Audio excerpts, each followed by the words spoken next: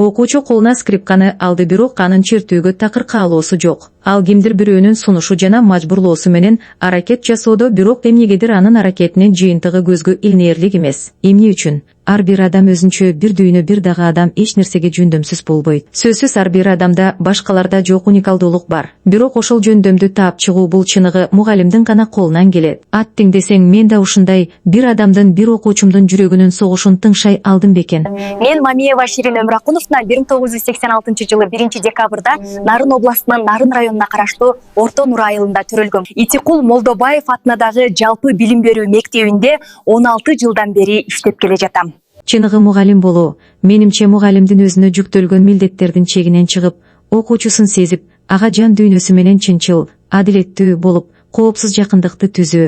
Мен 16 жылдык эмгек стажымда бул нерсеге анализ жасадым, жанада да аны байкадым. Мен 2 жолу класс жетекчи болдум. Биринчи классым 2002 жылкы окуучуларым. Жаштыктын илеби менен мен аларга көп убакыт бөлдүм. Жанада жаш мугалим болгонум үчүн көп нерсени окутуп жатып, өзүм да үйрөндүм. Мен окуучунун эмгегин баалоого абдан чоң маани берем. Себеби баалоо бул жөн гана баа коюу эмес, бул анын инсан катары калыптанышына, өзүнө болгон ишенимине жана билимге болгон кызыгуусуна түз таасир этүүчү күчтүү курал. Баалоо жазалоо куралы катары эмес, колдоо көрсөтүү куралы катары колдонулганда окуучу ката кетиргенден коркпойт. Ката бул билим алуунун бир баскычы экенин түшүнүү, окуучунун стресске туруктуу болушуна жана чыгармачылык менен ой жүгүртүүсүнө жардам берет. Туура баалоо бул жөн гана жакшы мамиле эмес. Бул окутуунун натыйжалуулугун камсыз кылган психологиялык көпүрө, келечекке карай жол тартууга канат болуучу өзгөчө стимул.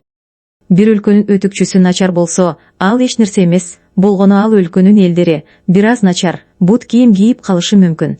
Бирок ошол өлкөнүн мугалимдери сабатсыз болсо, бул өтө чоң көйгөй. Ал мамлекеттин келечеги коркунучта дегендик деп швейцариялык белгилүү педагог Песталоци айткандай, бүгүнкү күндө техника доорунда жашап жаткан окуучуларга, биз агартуучулар да заманыбызга жараша санарип мугалим болуубуз абзел. Кадам сайын өзгөргөн коом демекчи, мен да өз доорумдан артта калбай, чыгармачылык изденүүлөрүмдү ишке ашырууда интерактивдүү окутуу методдорун, долбоордук окутуу, сынчыл ой жүгүртүү, санарип технологияларды колдонуп, дифференцияланган оюн аркылуу окутуу, гейс метод, Сингапур жана Кембридж ыкмасын сабактарымда колдонуп, заманбап креативдүү окуучуларды окутуп тарбиялоого дайыма багыт алам.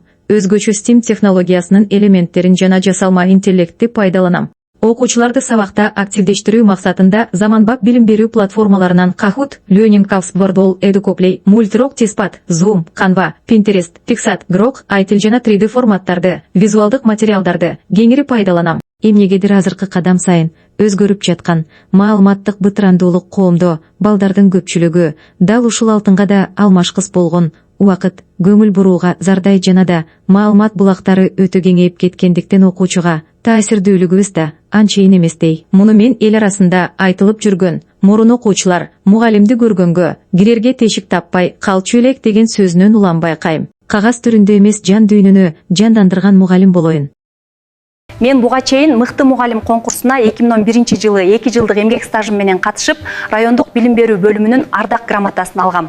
Андан бери билинбей 15 жыл өткөн экен. Мен азыр өзүмдү тажрыйбалуу мугалим катары баалап, дагы бир жолу кесиптик жөндөмүмдү байкоого бел байладым. Педагогикалык ишмердүүлүгүмдү дагы бир баса белгилей турган өзгөчөлүгүм сабакты жандуу түшүндүрүүгө басым жасайм. Себеби окуучулардын интеллектуалдык жана эмоционалдык өнүгүүсүнө, ораторлук жөндөмүнүн өсүшүнө жандуу түшүндүрүү чоң таасир этет деп билем. Мугалимдин интонациясы, мимикасы жана жесттери көпкө эсинде сакталат деп ойлойм. Эмгек жолумдун эң алгачкы жылдарында жаш мугалимдер арасында өткөрүлүүчү депозит конкурсуна катышып, жеңүүчү болуп, 3 жылдан соң 86 000 сом акчалай сыйлык алгам. Жашыл мектеп жашыл коом Асель Сапарбекованын тренингине окуучум Нурманбет уулу Медербек менен биргеликте катышып биринчи орунду ээлегенбиз. 3 жыл насаатчы мугалим болуп эмгектенгем. 6 жыл Сабат усулдук бирикмесинин жетекчиси болгом. 3 жыл социалдык педагог болуп иштегем. 13 жылдан бери класс жетекчи болуп иштеп келе жатам. Кыздар уюмунун жетекчисимен. Биология предметинин биос иримин жетектейм. Биология кабинетинин кана башчысы болуп ушул күнгө чейин иштейм.